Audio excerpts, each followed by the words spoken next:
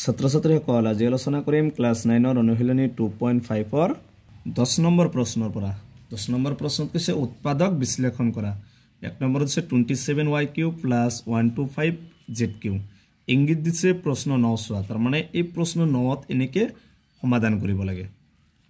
গতিকে প্ৰথমটো কি বনাব লাগিব x³ + y³ ইয়াত তিনিটো যদি তিনিবাৰ পূৰণ কৰি কি পাম 27 আৰু y টো তিনিবাৰ পূৰণ কৰিলে y³ প্লাস এখানে সবা 5 টো তিনিবাৰ পূৰণ কৰিলে কি হ'ব 125 লগত কি আছে z হোল কিউ মানে এটো হল aq + bq মানে aq + bq মানে কি লিখিব পাৰিম যেহেতু 9 নম্বৰটো সব দিছে x + y ইয়াত x মানে 3y + y মানে কি আছে 5z তাৰ পিছত কৈছে 9 নম্বৰটোত আছে x² ইয়াত x মানে কি হ'ব 3y² তাৰ পিছত আছিল কি -xy x মানে 3y আৰু y মানে আছে 5z তাৰ পিছত আছিল +y² y মানে কি আছে তো 5z whole square বেছবা 3y + 5z তাৰ পিছত ইফালে কি হ'ব 3 টো দুইবাৰ পূৰণ মানে 3 3 গুণ 9 y টো দুইবাৰ গুণ y² মাইনাস 3 5 গুণ 15 আৰু লগত কি আছে yz প্লাস 5 5 গুণ 25 25z² এটা হৈছে 10 1 নম্বৰটোৰ आंसर 2 নম্বৰটোত আছে 64m³ - 34n³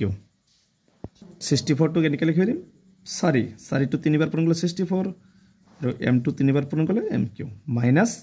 ইয়াত 343 মানে এটো কি লিখিব দিম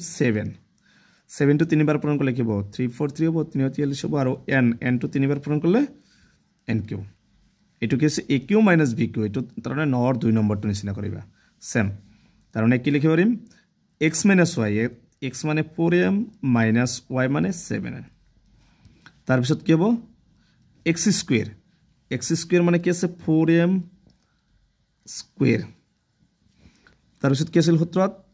প্লাস xy x মানে 4m আৰু y মানে 7n তাৰ পিছত কি হ'ব প্লাস কি আছিল y² y মানে 7n হোল স্কয়াৰ তাৰ পিছত কি আছে 4 ইফালে লিখিবা 4m - 7n আৰু ইফালে কি হ'ব 4 টো দুইবাৰ পূৰণ মানে 16 m টো দুইবাৰ পূৰণ কৰিলে m² প্লাস 4 7 গুণ 28 mn প্লাস 7² মানে 49 n² কৰিলে n² এটো হৈছে 2 নম্বৰটোৰ आंसर গতিকে আজিৰ ভিডিওটো এইখিনি তোমালোকে ভিডিওটো লাইক কৰিবা আৰু চেনেলটো সাবস্ক্ৰাইব কৰিবা